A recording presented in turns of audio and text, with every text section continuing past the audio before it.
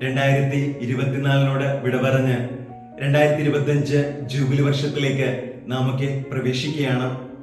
ഈ പുതുവർഷത്തിലേക്ക് നാമൊക്കെ കാലെടുത്ത് വെക്കുന്നത് ഒരുപാട് സ്വപ്നങ്ങളോടും നമ്മുടെ ജീവിതത്തെ മെച്ചപ്പെടുത്താൻ ഉദ്ദേശിക്കുന്ന ഒരുപാട് തീരുമാനങ്ങളോടും കൂടി ആയിരിക്കും. അങ്ങനെ സമൃദ്ധമായി അനുഗ്രഹിക്കപ്പെടാനും മറ്റുള്ളവർക്ക് അനുഗ്രഹമായി മാറാനും ആഗ്രഹിക്കുന്നവരാണ് നാം ഓരോരുത്തരും.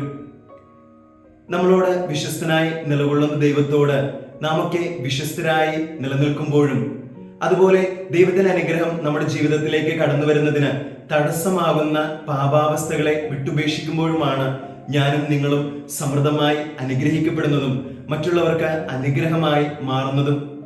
ദൈവാനുഗ്രഹത്തിന്റെ സമ്പൂർണതയെ, ആഴങ്ങളെ നമ്മളോട് പങ്കുവയ്ക്കുന്ന തിരുവചന ഭാഗമാണ് സംഖ്യയുടെ പുസ്തകം 6-ാമത്തെ അധ്യായം 24 മുതൽ 27 വരെയുള്ള തിരുവചനങ്ങൾ. പുരോഹിത ആശീർവാദം എന്ന പേരിൽ അറിയപ്പെടുന്ന ഈ വചനഭാഗം ഇപ്രകാരമാണ്: കർത്താവ് നിന്നെ അനുഗ്രഹിക്കുകയും പരിപാലിക്കുകയും ചെയ്യട്ടെ. കർത്താവ് നിന്നിൽ പ്രസാദിക്കുകയും നിന്നോട് കരുണ കാണിക്കുകയും ചെയ്യട്ടെ.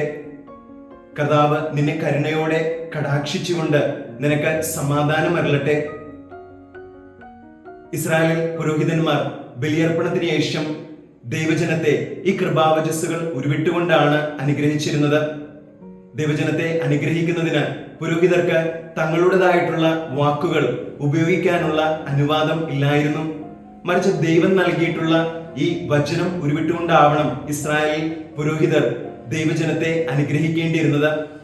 ഹെബ്രായ ഭാഷയിൽ ഷദ്ദായി എന്ന പദം ദൈവത്തെ സൂചിപ്പിക്കാൻ ഉപയോഗിക്കുന്ന പദങ്ങളിൽ ഒന്നായിരുന്നു. ഈ പദത്തിന്റെ ആദ്യ അക്ഷരം ഷിൻ. ഈ അക്ഷരത്തിന്റെ ആകൃതിയിൽ കൈവിരലുകൾ ഉയർത്തിപ്പിടിച്ചുകൊണ്ടാവണം പുരോഹിതൻ ദൈവജനത്തെ അനുഗ്രഹിക്കേണ്ടിയിരുന്നത്. ഈ കൃപാവചസ്സുകൾ ദൈവാനുഗ്രഹത്തിന്റെ 3 ഉറപ്പുകളാണ് നമ്മളോട് പങ്കുവെക്കുന്നത്. ആദ്യത്തേത് കർത്താവിന്റെ സംരക്ഷണം.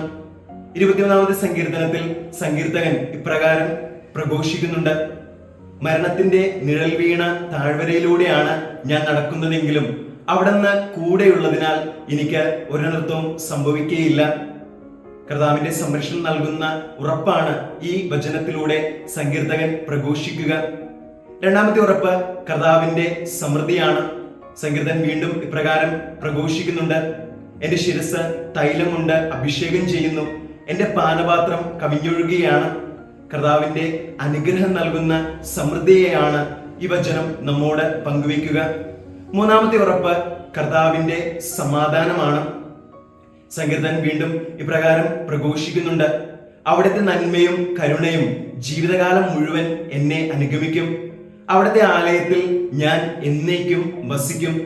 സ്നേഹമുള്ളവരെ, നമ്മുടെയൊക്കെ വ്യക്തി ജീവിതങ്ങൾ, അതുപോലെ ഈ ലോകം മുഴുവൻ നേരിടുന്ന ഏറ്റവും വലിയ വെല്ലുവിളി എന്ന് പറയുന്നത് സമാധാനത്തിന്റെ അഭാവമാണ്. നമ്മുടെ വിശ്വാസ യാത്ര നിത്യമായ സമാധാനത്തിലേക്കുള്ള യാത്രയാണെന്ന ഉറപ്പാണ് ഈ കൃപാവചസ്സുകൾ മൂന്നാമതായി നമ്മോട് പങ്കുവെക്കുക.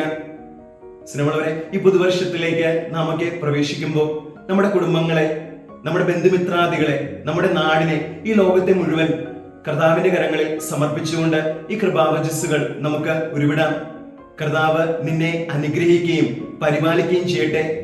കർത്താവ് നിന്നിൽ പ്രസാദിച്ച് നിന്നോട് കരുണ കാണിക്കട്ടെ. കർത്താവ് നിന്നെ കരുണയോടെ കടാക്ഷിച്ചുകൊണ്ട് നിനക്ക് സമാധാനം നൽകട്ടെ. അങ്ങനെ കർത്താവിന്റെ സംരക്ഷണം, കർത്താവിന്റെ സമൃദ്ധി, കർത്താവിന്റെ സമാധാനം നമ്മുടെയും ലോകം മുഴുവനിലും നിറയട്ടെ. നാം ഓരോരുത്തരും സമൃദ്ധമായി അനുഗ്രഹിക്കപ്പെടട്ടെ. അങ്ങനെ മറ്റുള്ളവർക്ക് അനുഗ്രഹമായി മാറട്ടെ. ആമേൻ.